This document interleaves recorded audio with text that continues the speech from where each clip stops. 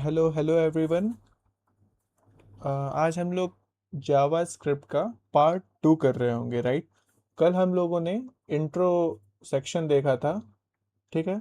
इस जावा स्क्रिप्ट के सीरीज़ में आज हम लोग का दूसरा पार्ट है, ठीक है? आज हम लोग स्लाइड वैसे बहुत हैं, लेकिन देखेंगे लेंथ ज़्यादा लंबा ना हो, क्योंकि ज़्यादा लंबा हो जाएगा तो फिर इंटरेस्ट भी ख़त्म हो जाएगा और समझ में नहीं आएगा और ना ही मुझे समझाने का ज़्यादा मन करेगा, राइट? तो हम लोग ज़्यादा नहीं, आधा घंटा या फिर मैक्सिमम 45 मिनट्स, इससे ज़्यादा आगे नहीं बढ़ेंगे, ठीक है? और आज का वैसे जो कंटेंट है वो क्या क्या है देख लेते हैं एक बार। एडवांस जावास्क्रिप्ट फंक्शन हम लोग कवर कर रहे होंगे, ठीक है? फिर function declaration and expression, of course function को कैसे डिक्लेयर करते हैं, फंक्शन कीवर्ड। और आज हम लोग वो भी बात करेंगे, राइट?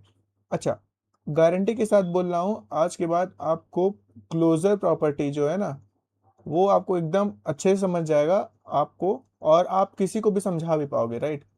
और पूरा मैं डीबगिंग करूंगा, दिखाऊंगा कैसे क्लोजर एक्चुअली वर्क कैसे करता है, ठीक है? तो यस, आज हम लोग बहुत अच्छे से बात करेंगे। और यकीन मानो ये फेवरेट क्वेश्चन है क्लोजर का, ठीक है? और जब आप इंटरव्यूअर को समझाओगे ना, या फिर आप किसी और को, सामने बैठा हुआ इंसान को जब आप समझाओगे, तो फिर भाई आपको मज़ा आने वाला है, ठीक है? और उसके बाद हाँ, कल का रेफरेंस लेंगे। कल जो मैंने बात किया था ना कि वेरिएबल जो होता है वो फॉर लूप के बाहर भी एक्सेस हो जा रहा था, लेकिन जो लेटर कॉन्स्ट है बेसिकली स्कोप के बारे में और कुछ नहीं, हालांकि आपको पता होगा उसमें ज़्यादा कुछ खास बात करना नहीं है। फिर लेमडा फंक्शन की बात करेंगे, या फिर एरो फंक्शन के बारे में बात करेंगे। और फिर एरेज और उसके मेथड्स आ जाएंगे, जो कि इसमें इतना मे बी डिस्कस ना कर रहे हो, लेकिन हाँ, आगे जब हम लोग पढ़ेंगे, डीएसए की तरफ आगे बढ़ेंगे, तो हम लोग को बहुत ज़्यादा ये काम आने वाला है ना? एरेज के मेथड्स, स्ट्रिंग के मेथड्स। तो यहाँ पे हम लोग ऑफ कोर्स ओवरव्यू ले लेंगे, ठीक है? ओवरव्यू, अच्छे कॉन्सेप्ट समझ लेंगे, मेथड्स भी समझ लेंगे। लेकिन अगर उतना आपको मेथड्स याद ना है, समझ तो आ जाएगा, लेकिन अगर आपको मेथड्स अगर याद ना हो ना, तो कोई दिक्कत नहीं है, एक बार अपने करके देखना, वरना तो हम लोग आगे देखेंगे ही, ठीक है? कोई दिक्कत नहीं रहेगा। देख रहे हो स्लाइड्स कितनी बड़ी हैं? और सॉरी, क्योंकि आज उतना स्लाइड्स जो उतना है ना, आई कैचिंग नहीं है थोड़ा, ठीक है? ये चैट जीपीटी का ही है वैसे, मैं बता दूं। और टोकन्स भी ख़त्म होते चले आ रहे थे, टोकन्स बचे नहीं, तो थोड़ा एडिटिंग नहीं हो पाया, ठीक है? तो बियर कर लेना, ठीक है? तो आज हम लोग बात करते हैं एडवांस जावास्क्रिप्ट फंक्शन के बारे में।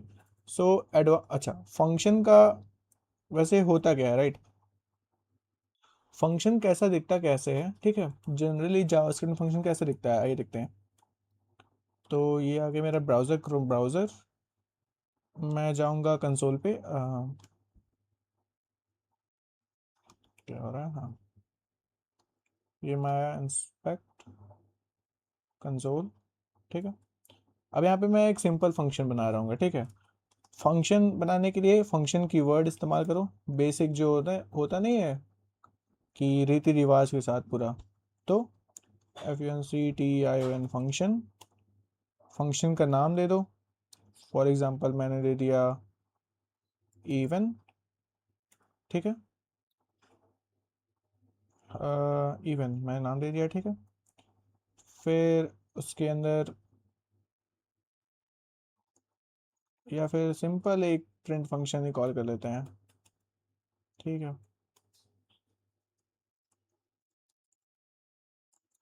प्रिंट फंक्शन दे देते हैं। फिर कंसोल डॉट लॉग,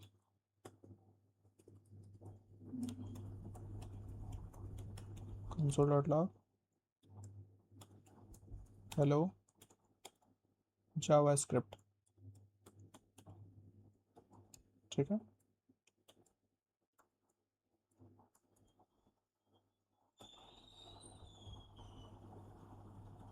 और फिर मैं यहाँ पे प्रिंट फंक्शन को कॉल कर लूँगा, ठीक है? हेलो जावा स्क्रिप्ट। अच्छा, ठीक है। ये फंक्शन जो है ना, ये जो मैंने फंक्शन लिखा है, वो फंक्शन का ऐसा डिक्लेयर कैसे करते हैं, ठीक है? बेसिकली यहाँ पे फंक्शन को फंक्शन यहाँ पे मैंने एक अलग स्लाइड था, लेकिन ठीक है।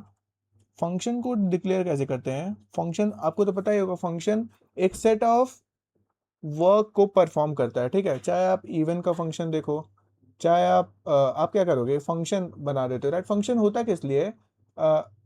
ड्राइव प्रिंसिपल को फॉलो करने के लिए। डोंट रिपीट योर सेल्फ, ठीक है। अगर अगर आप वेब डेवलपर भी करोगे ना, तो वहां पे भी आप फंक्शन करोगे। होता क्या है ना कि कोई एक लॉजिक है जो बार बार रिपीट हो रहा है, तो आप क्या करते हो, आप उसको फंक्शन में डाल देते हो। और जब भी कभी भी अगर वो लॉजिक जो है आपको यूज करना है ना, तो आप क्या करोगे, आप सिंपल इस फंक्शन को कॉल कर दोगे, आप पैरामीटर दे दोगे, आपका काम हो जाएगा। तो फंक्शन जो होता है एक पर्टिकुलर सेट ऑफ लॉजिक को परफॉर्म करता है। अब उस लॉजिक को परफॉर्म करने के लिए मे भी पैरामीटर्स चाहिए या नहीं चाहिए, जैसे कि यहाँ पे तो पैरामीटर चाहिए नहीं, सिंपल एक प्रिंट फंक्शन है। तो कभी कभी पैरामीटर चाहिए, ठीक है।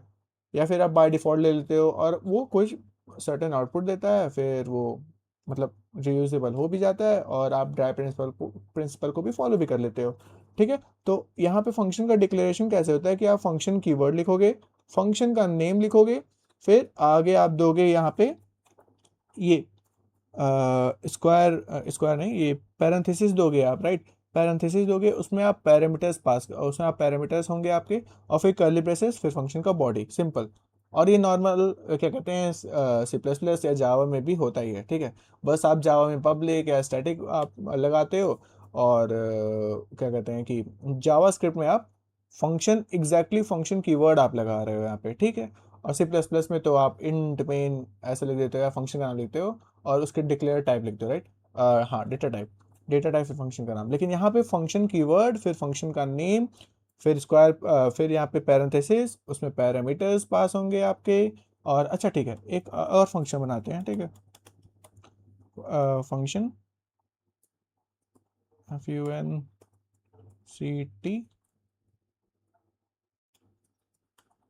Function is even.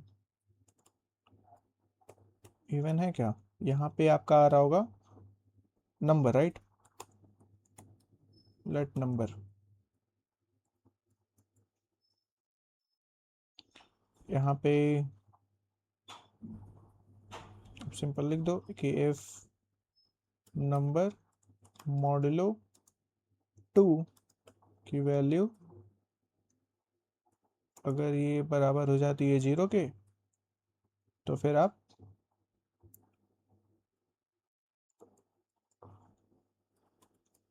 Console dot log कर दो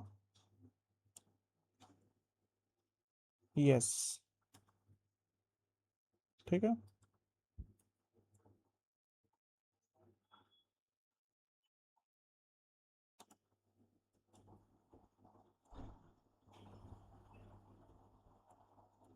एल्स आप क्या कर दो, console dot log no,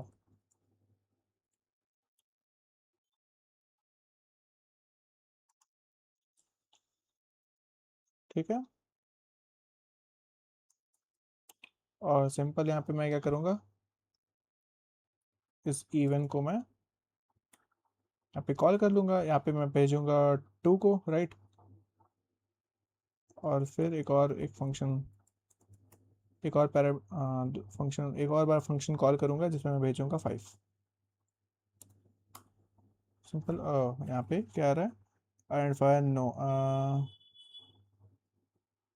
syntax error, unexpected identifier no, कैसे क्या आ गया, लेट नो। अच्छा तो फिर इस even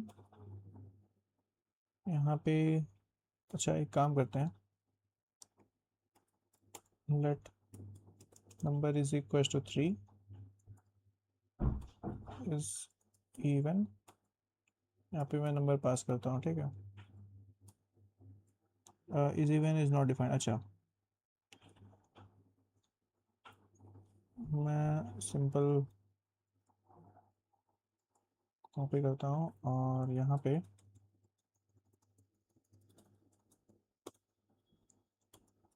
let number is equals to 3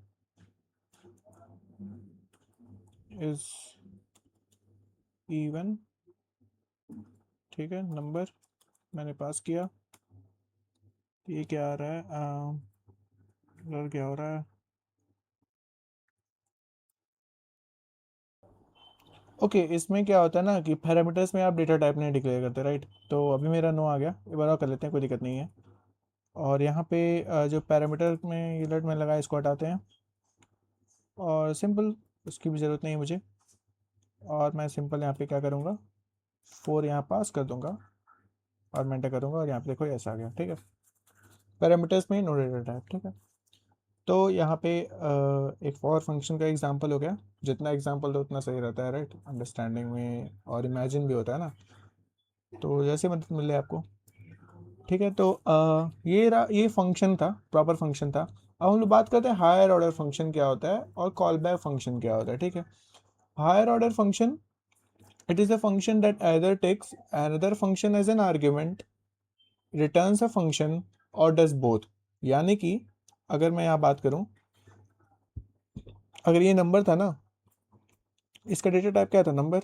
अगर यहाँ पे फंक्शन एज एन ये आर्ग्यूमेंट हो, अच्छा एक और बात है, यहाँ पे जब मैंने पास किया तो ये पैरामीटर होता है, और यहाँ पे होता है आर्ग्यूमेंट होता है, ठीक है, फैक्ट। अब यहाँ पे आते हैं, ठीक है। अगर यहाँ पे फंक्शन ही मैं पास करूँ, ठीक है, तो ये जो फंक्शन होगा इसको हम लोग बोलेंगे हायर ऑर्डर फंक्शन। या फिर अगर मैं रिटर्न ही करूँ, अच्छा कल मैं रिटर्न कर रहा था ना, अच्छा ठीक है, आज हम लोग बात करेंगे, क्लोजर में याद आ गया, हाँ।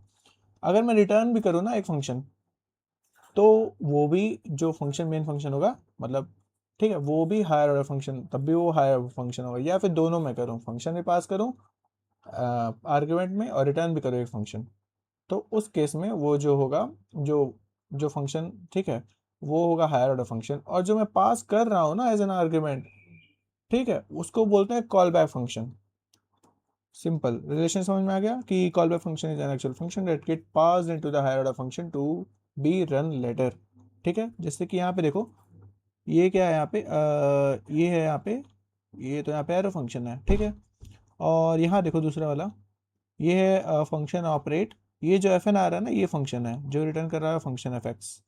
और फंक्शन एफ एक्स को मैं यहाँ पे शायद पता नहीं क्या डिक्लेयर नहीं किया इसने, जो भी है रिटर्न कर दे रहा है, ठीक है। अच्छा यहाँ पे है, अच्छा अच्छा मैं भूल गया, यहाँ पे ऑपरेट है, ये फंक्शन है, फंक्शन स्क्वायर है। तो यहाँ पे रिटर्न करेगा ना फंक्शन, यानी कि एक्स ऑफ एक्स स्क्वायर यहाँ पे रिटर्न करेगा, एक्स स्क्वायर रिटर्न करेगा, यानी 525 यहाँ पे रिटर्न कर देगा, ठीक है। तो हायर ऑर्डर फंक्शन क्या है यहाँ पे, ऑपरेट। और कॉल बैक फंक्शन का नाम क्या है यहाँ पे, स्क्वायर, ठीक है। यहाँ पे कॉल बैक फंक्शन स्क्वायर है, और हायर ऑर्डर फंक्शन क्या है, ऑपरेट है फंक्शन, ठीक है। ठीक है, एक फंक्शन एज एन एग्जांपल देख भी लेते हैं, क्या कहते हो, ठीक है, देख लेते हैं।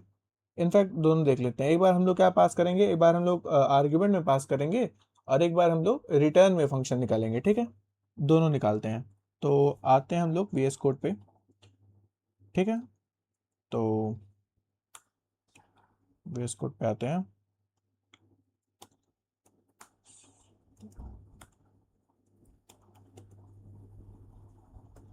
पर, अम,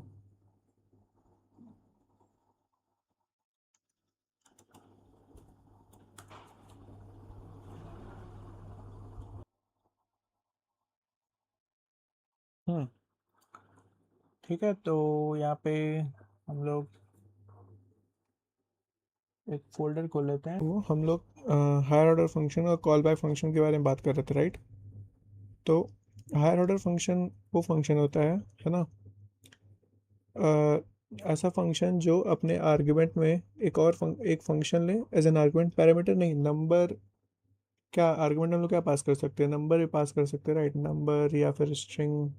अगर हम लोग एज ए फंक्शन एक फंक्शन पास करें आर्गुमेंट में, तो या फिर एक फंक्शन से एक दूसरा फंक्शन रिटर्न करें, तो उसको हम लोग बोलते हैं हायर ऑर्डर फंक्शन, ठीक है।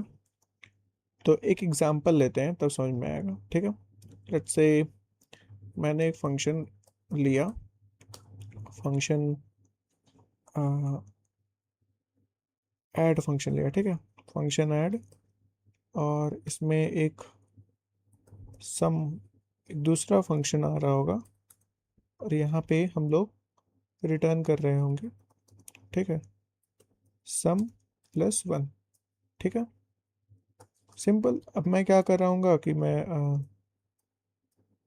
कंसोल डॉट लॉग, ठीक है, जिसमें मैं ऐड फाइव को नहीं कॉल करूँगा, मैं ऐड के अंदर एक और फंक्शन कॉल करूँगा जो कि होगा सम, ठीक है, और उसमें जाएगा मेरा 2, 3। अब जाहिर सी बात है फंक्शन है तो उसको कोई उसका डेफिनेशन देना ही होगा हम लोग को, राइट। तो हम लोग देते हैं यहाँ पे इसका डेफिनेशन, फंक्शन सम, ठीक है, A, B जाएगा जहाँ पे, और वो रिटर्न वैल्यू दे देगा, ठीक है। तो यहाँ पे क्या है, एक फंक्शन है जिसको मैंने एज एन आर्ग्यूमेंट पास किया है, और यहाँ पे रिटर्न क्या हो रहा है, सम प्लस वन, यानी कि जो भी इसका वैल्यू होगा, 2 + 3, 5 और 6, डेट मीन 6 होगा, ठीक है। सम है, जहाँ पे मैं क्या कर रहा हूँ, ऐड फंक्शन को मैं कॉल कर रहा हूँ, ठीक है, यहाँ पे सम है, और अच्छा मैं क्या करूँगा ना, सम प्लस वन, यहाँ पे क्या 2 + 3, 5 और 6 दे रहा होगा, राइट। तो अगर मैं इसको एग्जीक्यूट करूँ तो ये तो 6 देगा, ठीक है। अच्छा, तो यहाँ पे अगर मैं इसका एग्जीक्यूशन देखूँ कैसे ही हो रहा है, ठीक है, तो अगर मैं इसका डिबगिंग करूँ ना, तो स्टार्ट डिबगिंग करूँ, देखें इसका स्टाइल देखते हैं कैसे एग्जीक्यूशन होता है, ठीक है।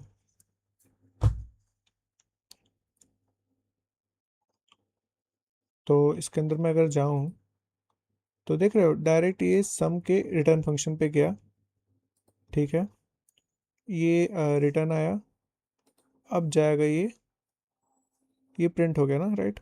टेबल कंसोल पे देखें अगर हम 6 आ गया, ओके, यानी कि फंक्शन के अंदर जो फंक्शन है पहले उसके पास जा रहा है ना, फिर वो क्या कर रहा है, इस फंक्शन को ला रहा है और सम प्लस वन एग्जीक्यूट कर रहा है, राइट।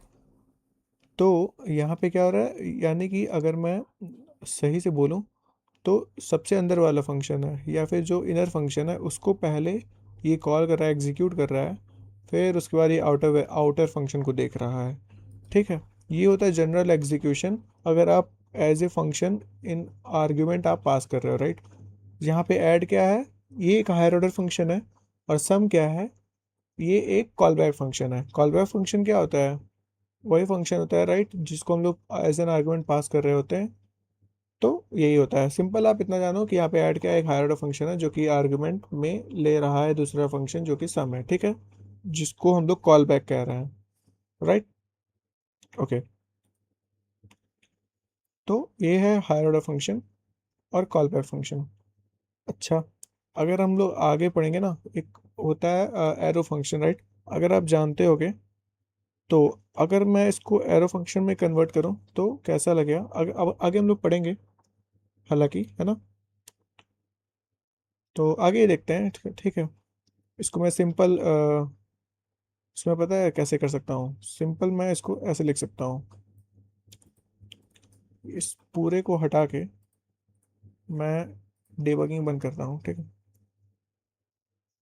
तो इसको मैं लिख दूँ ऐसे, ये है, मैंने ऐड कॉल किया, ठीक है, इसके अंदर एक फंक्शन जा रहा होगा, ठीक है।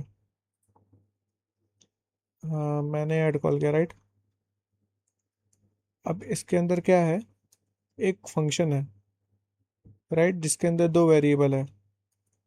तो मैं A, B लिखता हूँ, ठीक है, और वो क्या दे रहा होगा, वो रिटर्न कर रहा होगा A + B, सिंपल, ठीक है। देखो मैंने क्या किया, सम को यही डिफाइन कर दिया, ठीक है, इसको ये बोलते हैं एरो फंक्शन। अब अगर मैं यहाँ पे सम में मैं पास करूँ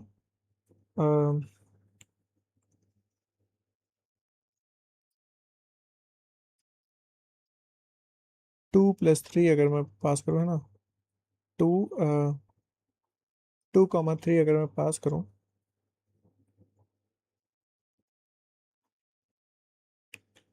और मैं इसको या फिर मैं ऐसे करूँ, constant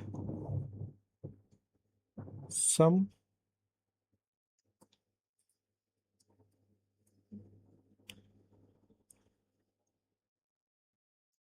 constant result is equals to sum of. ठीक है, अगर मैं इसमें सिंपल रिजल्ट ना दूँ, अगर ये मैं यही रिटर्न करूँ, ठीक है, रिटर्न तो हो जाना चाहिए, रिटर्न करता हूँ डायरेक्ट, ठीक है, रिटर्न समेशन ऑफ 1,2। अगर मैं इसको ऐसे रिटर्न करूँ ना, तो देखते हैं इसका रिजल्ट क्या आता है, ठीक है। हाँ, 3 आ रहा है, देखो। तो यहाँ पे हो क्या रहा है ना, अगर मैं अब कॉल करूँ, तो अगेन ये क्या कर रहा होगा, ऐड जो है ना, इस इनर फंक्शन को कॉल कर रहा होगा, ऐड। ठीक है, अगर इसको मैं डिबगिंग करूँ, है ना, रन कर रहे हैं, स्टार्ट डिबगिंग,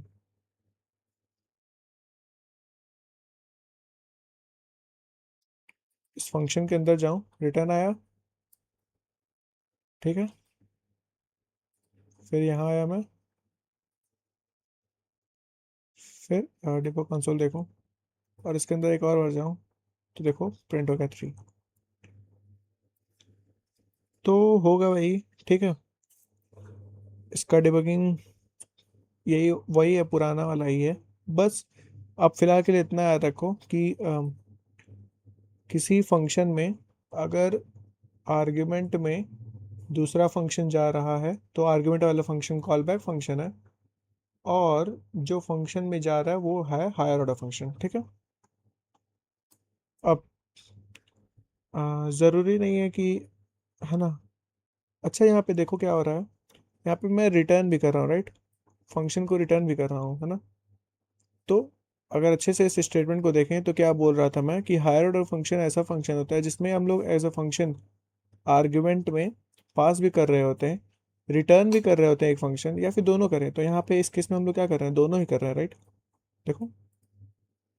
और अगर मैं सिंपल यहाँ पे कंसोल डॉट लॉग सम लिख दूँ, तो वहाँ पे क्या हो जाएगा, सम एज एन आर्ग्यूमेंट पास हो रहा होगा। या फिर सम को हमें हटा दूँ, कुछ और ले लूँ, यहाँ पे रिटर्न कर दूँ सम।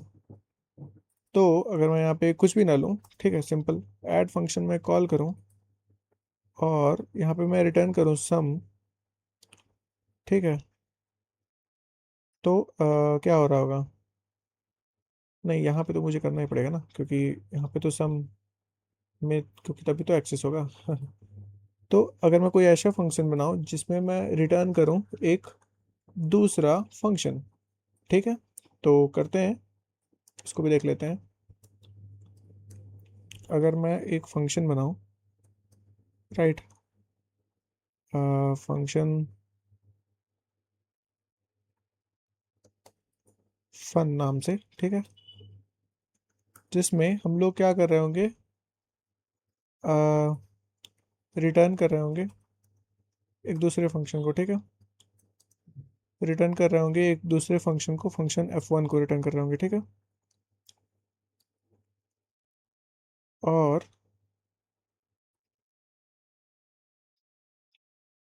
फंक्शन f1 है क्या, बाय द वे, तो फंक्शन f1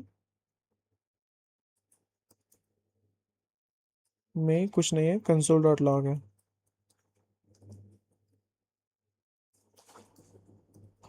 हेलो, सिंपल, ठीक है।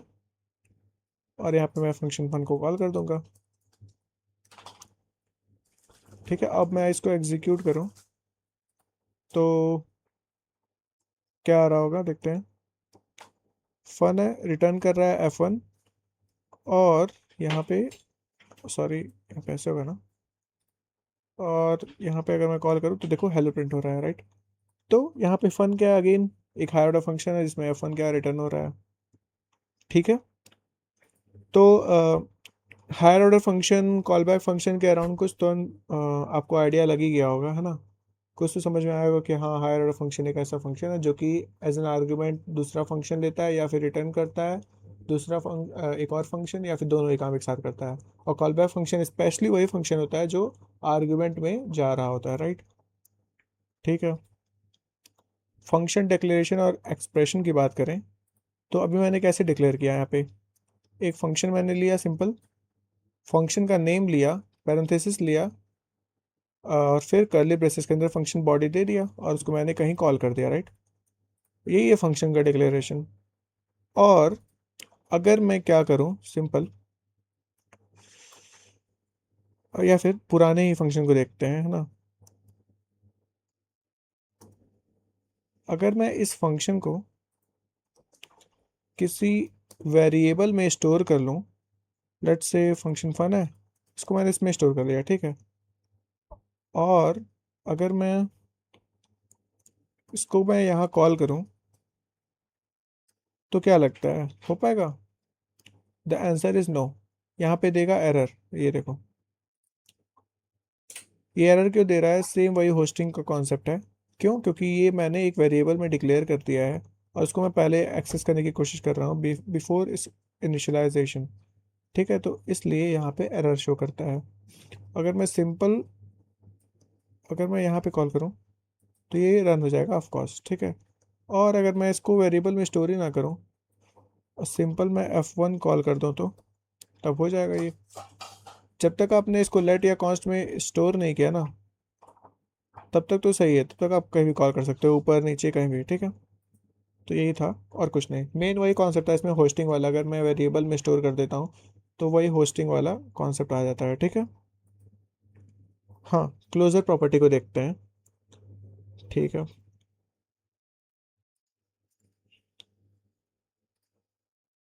तो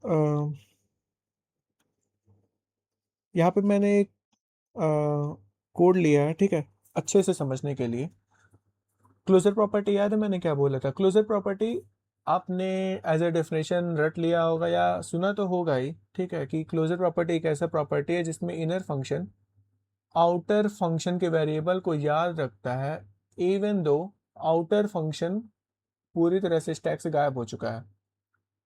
ठीक है, वही सेम कॉन्सेप्ट यहाँ हम लोग समझेंगे और यकीन मानो इसके बाद आपको और कहीं ढूंढने की जरूरत नहीं, क्लोजर प्रॉपर्टी क्या होता है एकदम अच्छे से मैं बता दूंगा आपको, पूरा अच्छे से डिबगिंग करके कैसे क्यों। मतलब आप, हो सकता है आप अब तक कंफ्यूज रहते होगे कि यहाँ तो डिक्लेयर हो गया जीरो, तो यहाँ पे कैसे टू आ जा रहा है। लेकिन यहाँ पे देखो, जैसे कि अगर मैं बताऊँ, आप कैसा सोचोगे, जनरली आप कैसे सोचोगे, मैरियो काउंटर जब जब कॉल होगा तो ये score is equal to zero होगा, वन होगा। तो हमेशा मैरियो काउंटर या फिर ल्यूगी काउंटर, जो भी यहाँ पे दो प्लेयर्स हैं, उनका हमेशा स्कोर क्या होगा, वन ही होगा। लेकिन ड्यू टू क्लोजर प्रॉपर्टी उनका स्कोर वन भी है। पहली बार कॉल करेंगे तो वन होगा, दूसरी बार कॉल करेंगे तो टू होगा, तीसरी बार कॉल करेंगे तो थ्री भी होगा। ठीक है, तो कैसे हो रहा होगा मैं बता रहा हूँ। पहले मैं बताता हूँ थियोरेटिकली, फिर मैं आपको बताऊंगा, डिबग करूंगा, साथ में मैं बताऊंगा कैसे होता है, ठीक है। एट अ मोमेंट जब आप ये स्टेटमेंट लिखते हो ना, ये क्या है? आप जब ये काउंटर क्रिएट करते हो, ठीक है, ये काउंटर ही तो क्रिएट हो रहा है मैरियो काउंटर के लिए, दो काउंटर क्रिएट हो रहा है, एक मैरियो काउंटर के लिए एक लियोगी काउंटर के लिए, राइट। तो द मोमेंट आप ये काउंटर क्रिएट करते हो ना, तो इस काउंटर के स्कोप में स्कोर की वैल्यू जीरो हो जाती है बाय द इंटरप्रेटर। ठीक है, और नेक्स्ट टाइम जब भी आप कॉल करते हो तो डायरेक्ट ये पॉइंट करता है इनर फंक्शन को, और अपने स्कोप में जो वैल्यू है ना स्कोर, उसी को अपडेट करता है, ना कि बार बार इसको रीड करने के बजाय। ठीक है, और इसे समझते हैं डिबगिंग करके। ठीक है, मैं अभी फिर से बता रहा हूँ मैं क्या कह रहा हूँ, कि द मोमेंट मैंने काउंटर बनाया और जब मैं इसको कॉल कर रहा हूँ ना, तो इसके स्कोप में पहले से स्कोर की वैल्यू जीरो होगा। ठीक है, जब मैं इसको कॉल करूंगा तो ये डायरेक्ट जाएगा इनर फंक्शन के पास, अपने स्कोप वाले स्कोर वैल्यू को प्लस वन करेगा और प्रिंट करेगा। ठीक है, अब मैं इसको डिबग करके आपको दिखाता हूँ, ठीक है। सिंपल मैं डिबग करूँगा। ये आया, मैं रन किया, स्टार्ट डिबगिंग। अब मैं दिखाता हूँ कैसे वो जुड़ा है, ठीक है। स्टैक में नहीं होगा, स्टैक में, इसलिए स्टैक में फंक्शन यहाँ इस पॉइंट पे क्रिएट गेमर काउंटर है ही नहीं, ये बस इनर फंक्शन है स्टैक में। ठीक है, अब देखना इसके स्कोप में, ये तो खत्म हो गया, इसके स्कोप में ना अब होगा इसको, ये देखो यहाँ पे अगर मैं जाऊँ, ये देखो मैरियो काउंटर राइट, यहाँ पे इसका स्कोप ढूंढो, स्कोप पकड़ो और यहाँ देखो इसका स्कोर की वैल्यू 0 दिख रही है राइट। अब अगर मैं इसके अंदर जाऊँ ना, अ, जैसे कि इसके अंदर मैं जाऊँ अगर, ये मैं गया इसके अंदर, ये देखो डायरेक्ट आ गया, ये स्कोर +1 हुआ, वापस आया। अब इसका स्कोर की वैल्यू देखो कितना है, कहाँ गया ये मैरियो काउंटर, स्कोप, अब इसका स्कोर की वैल्यू देखो 1 हो गया, है ना। सेम वही कॉन्सेप्ट है लियोगी के साथ भी।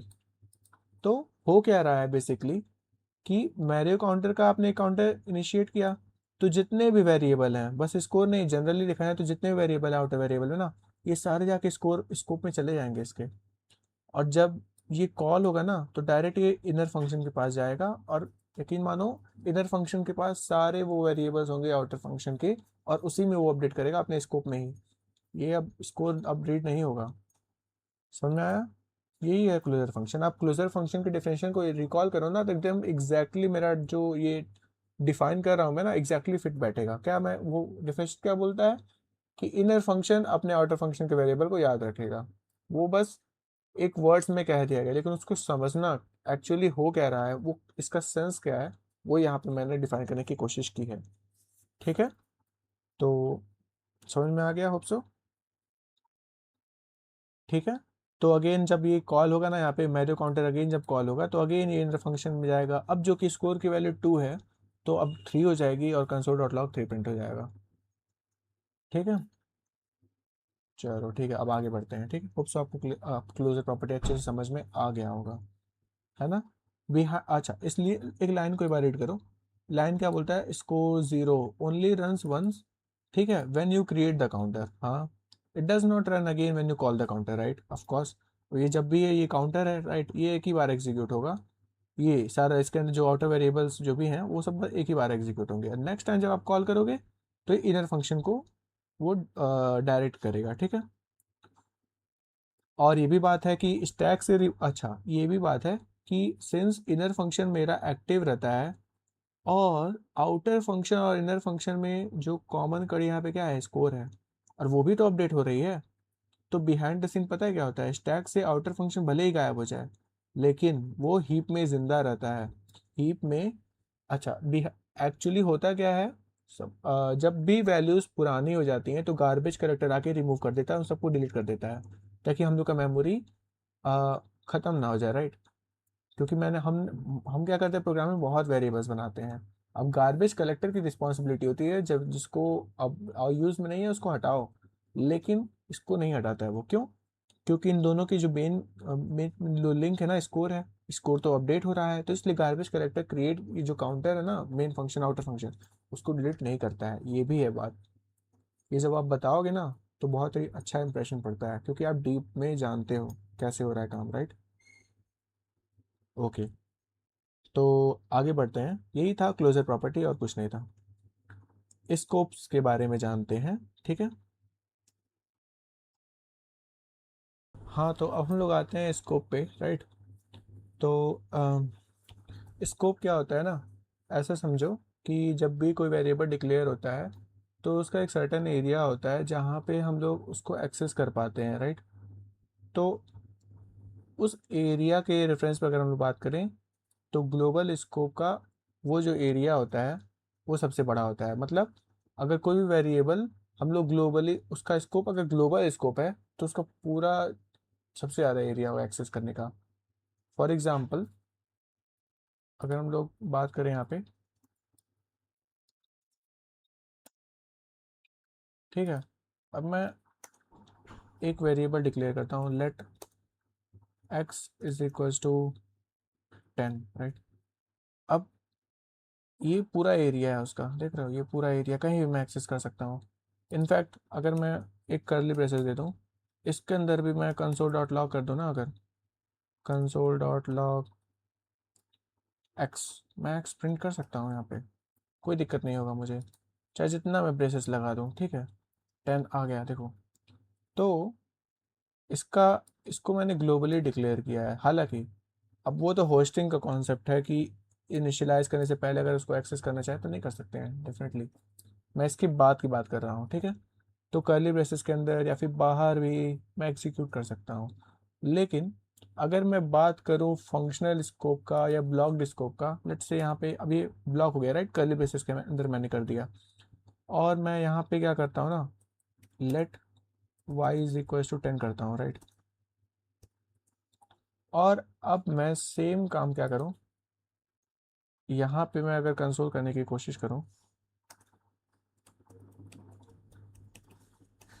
कंसोल डॉट लॉग वाई, ये शो करेगा मुझे एरर।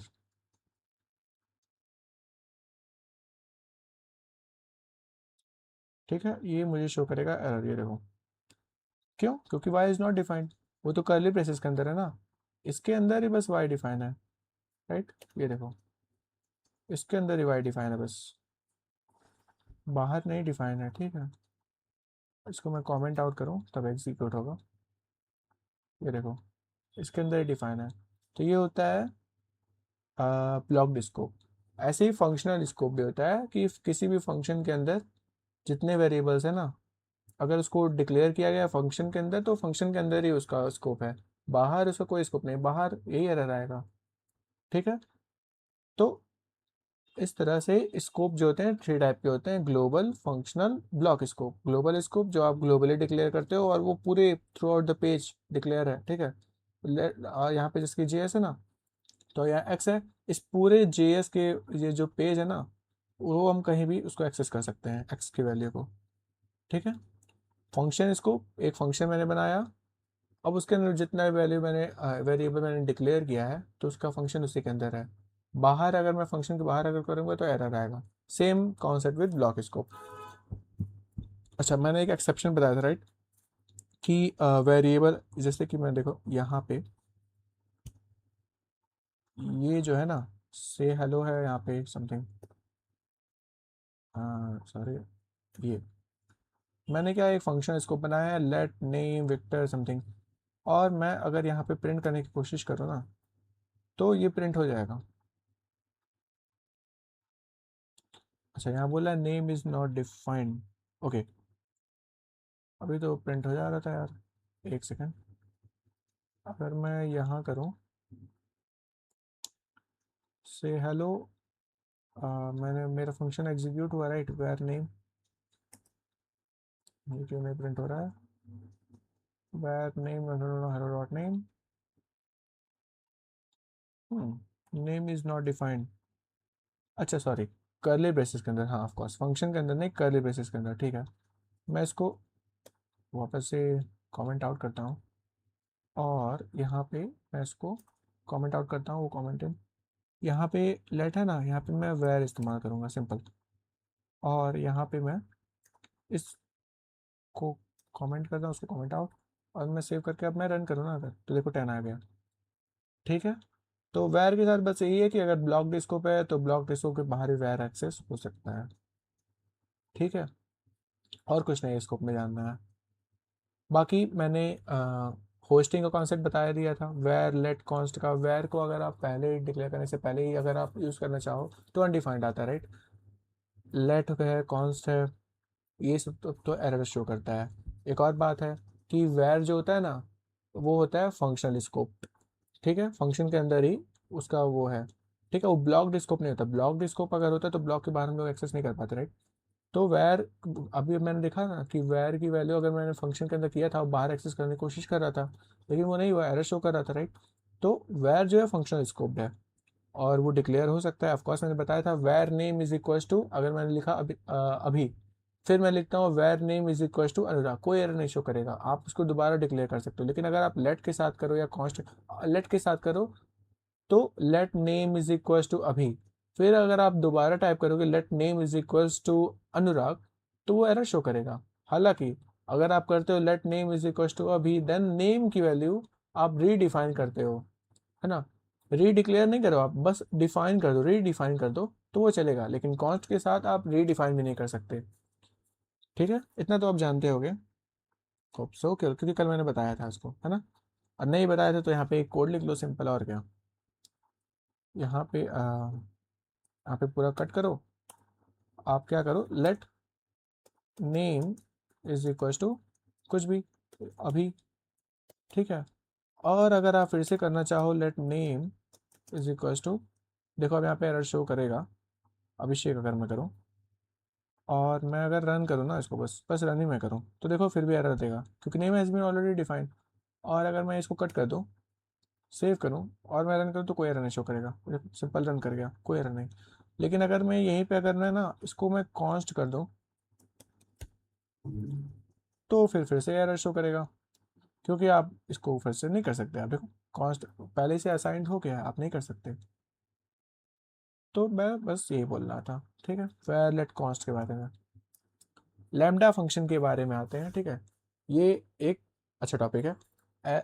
अच्छा, लेकिन ज़्यादा कंफ्यूजिंग भी लगता है, लेकिन लैम्डा फंक्शन वैसे इतना ज़्यादा फंक्शन नहीं है, बस हमने इसको एक शॉर्ट हैंड तरीका बना दिया है एरो के थ्रू लिखने का। फॉर एग्जाम्पल, मैं 2-3 एग्जाम्पल दूंगा ना, आपको क्लियर हो जाएगा एरो फंक्शन क्या होता है, ठीक है। तो हम लोग कोड के थ्रू ही समझेंगे, ठीक है। जैसे कि अगर मैं एक जो रीति रिवाज वाला नहीं होता है, फंक्शन को डिक्लेयर करना, बॉडी लिखना, पैरामीटर देना, मैं पहले वैसे चलता हूँ, ठीक है।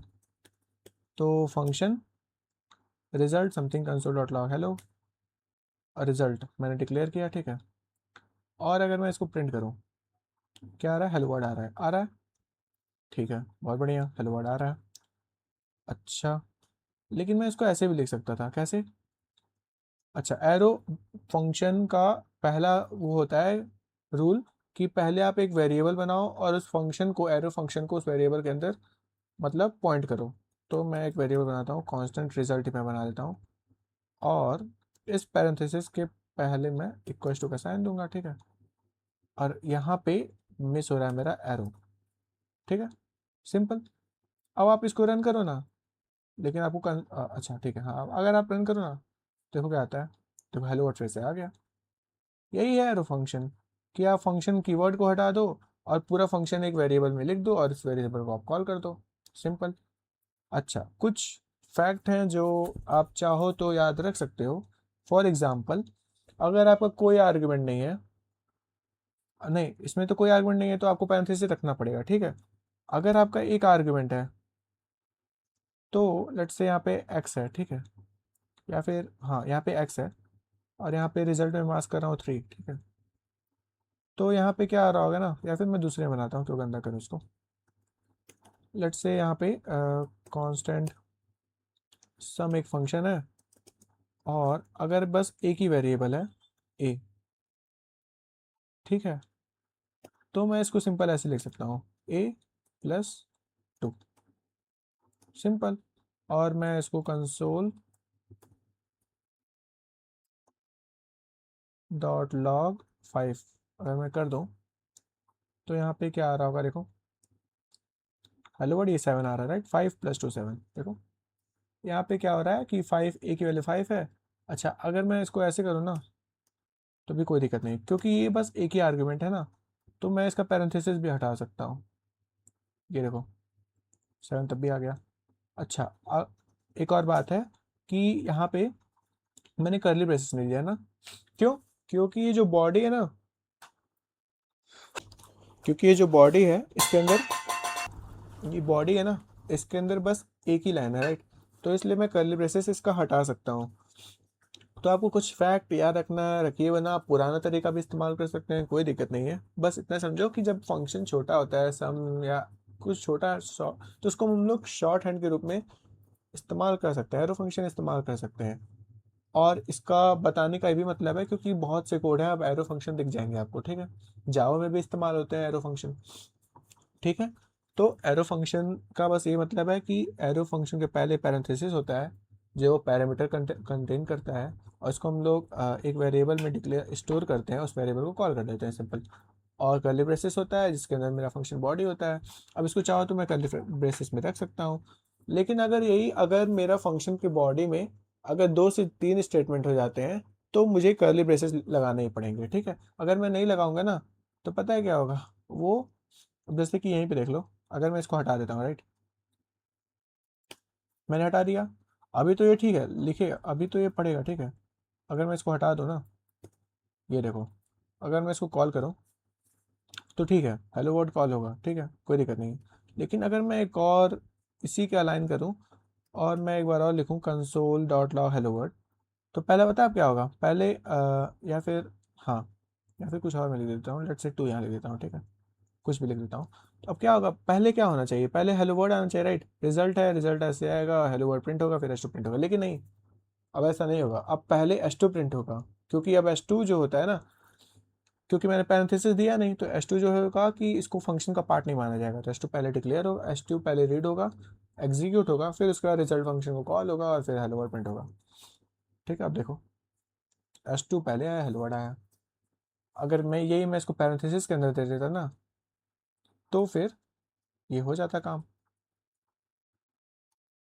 तो फिर ये सही से एग्जीक्यूट होता है ना। तो यही है एरो फंक्शन, ज़्यादा कन्फ्यूजन की बात बिल्कुल नहीं है। बस एरो फंक्शन यही बोलता है कि आप वो लेंदी तरीका छोड़ के आप शॉर्ट हैंड तरीका इस्तेमाल कर सकते हो। आप सिंपल फंक्शन कीवर्ड को भी ना लिखो, एक वेरिएबल में स्टोर करो, उस वेरिएबल को कॉल कर दो, सिंपल एक एरो लगा दो दोनों के बीच में, है ना। और कई तरीके भी हैं, फॉर एग्जांपल इसमें तो कोई आर्गुमेंट नहीं है, अगर क्या कहते हैं एक आर्गुमेंट है तो ठीक है, अगर दो आर्गुमेंट है तब कैसे करोगे आप इसी को देख लो। आप क्या करो ना, इसमें ए कॉमा बी पास कर दो, ठीक है। और लेट्स से अगर आप एक ही लाइन में करना चाहते हैं ना, तो आप इसको बैठाओ, आप सिंपल ए प्लस बी लिख दो, रिटर्न भी लिखने की ज़रूरत नहीं है, वो अपने आप समझ जाएगा, एक लाइन है तो यही रिटर्न करना है, ए प्लस बी। और आप सिंपल 2,3 पास कर दो, और इसको अगर आप प्रिंट करो ना,